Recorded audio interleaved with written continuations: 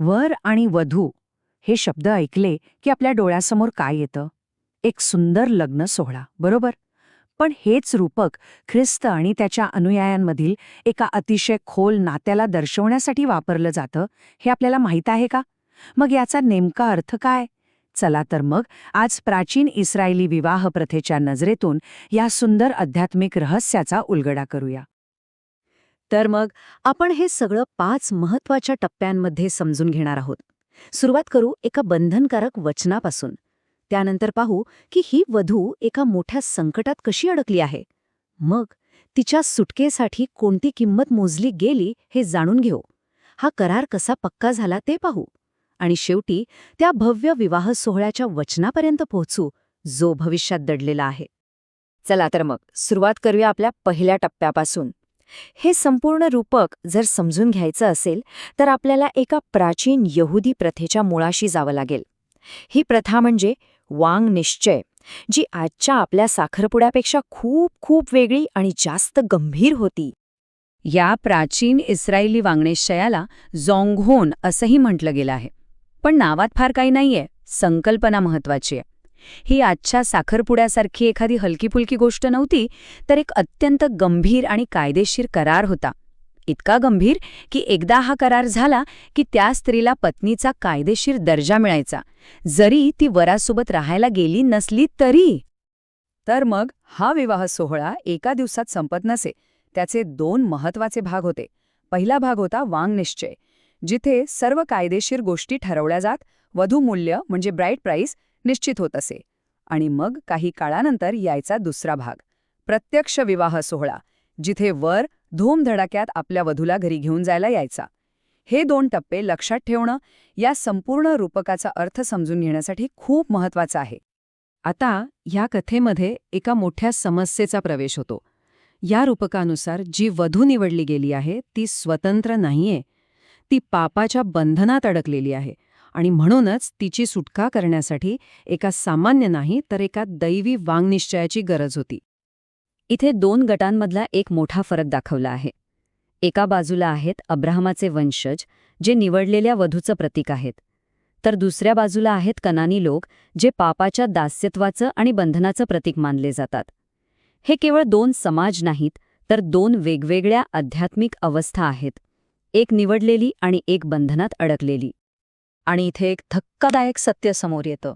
या धर्मशास्त्रीय दृष्टिकोनानुसार हे बंधन केवळ काही लोकांसाठी नाहीये. यात कोणताही अपवाद नाही. प्रत्येक मनुष्य जन्मतःच या आध्यात्मिक बंधनाच्या स्थितीत असतो. कोणीही यातून आपोआप सुटलेलं नाही. पापाच्या दास्यत्वाची ही कल्पना आणखी स्पष्ट करण्यासाठी हे शास्त्रवचन पहा. हे आपल्याला सांगतं की पाप करणं म्हणजे फक्त एखादी चूक करणं नाही, तर ते अक्षरशः पापाच्या गुलामगिरीत अडकण्यासारखं आहे. चला आता या कथेच्या एका निर्णायक वळणाकडे जाऊया. ते वळण म्हणजे मुक्तीची कृती, जिथे वधूमूल्य देऊन वधूला सोडवलं जातं. या रूपकातली एक मध्यवर्ती कल्पना ही आहे की वधूला म्हणजेच चर्चला विकत घेण्यात आला आहे. आता विकत घेतलं म्हणजे नक्कीच काहीतरी किंमत मोजली गेली असणार, पण ती किंमत नेमकी काय होती? आणि हीच होती ती अविश्वसनीय किंमत. त्याने आपल्या जागी उभं राहून पापाचं कर्ज फेडलं. जरा विचार करा, ही किती मोठी आणि मूलभूत कल्पना आहे की कोणीतरी आपल्याऐवजी आपली जागा घेऊन ती किंमत चुकवावी, जी आपण कधीच चुकवू शकलो नसतो. यालाच म्हणतात मुक्ती, म्हणजे गमावलेली गोष्ट परत विकत घेणे. या रूपकाच्या संदर्भात बोलायचं झालं तर ख्रिस्ताचा मृत्यू हे तेच वधूमूल्य आहे, ती किंमत आहे जी वधूला तिच्या पापाच्या गुलामगिरीतून सोडवण्यासाठी चुकवली गेली.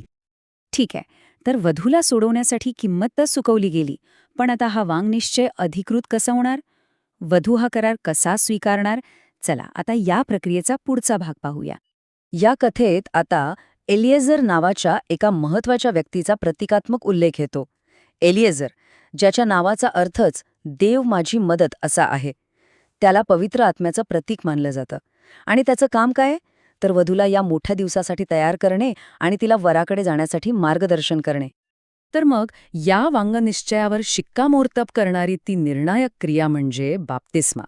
बाप्तिस्मा ही केवळ एक विधी नाही, तर त्याचे अनेक खोल अर्थ आहेत. याचा अर्थ आहे वराच्या मृत्यू आणि पुनरुत्थानात सहभागी होणे. आपल्या जुन्या पापी स्वभावाला मूठमाती देणे. आपलं जुनं आयुष्य मागे सोडून या नवीन करारावर जणू सही करण्यासारखं आहे. आता मी जगत नाही तर वर माझ्यात जगतो, हे एक शक्तिशाली वाक्य बाप्तिस्म्याचा खरा अर्थ सांगतं.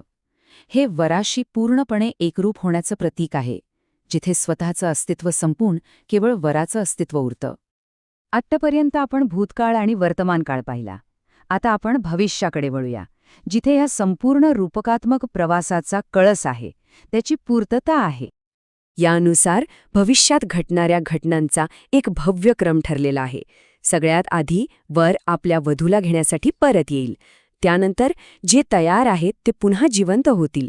मग तो अद्भुत विवाह सोहळा संपन्न होईल आणि शेवटी वधू आपल्या वरासोबत हजारो वर्षे राज्य करेल. हेच आहे त्या अनादी वचनाची अंतिम आणि गौरवी पूर्तता. पण या अंतिम सोहळ्यासाठी वधूने तयार असणं आवश्यक आहे. आणि तिचा विवाह पोशाख काय आहे? तो म्हणजे तेजस्वी आणि शुद्ध तागाचे वस्त्र, जे तिच्या नीतिमत्वाची कृत्य दर्शवतं. याचा अर्थ तिची तयारी ही तिच्या कृतींवर अवलंबून आहे.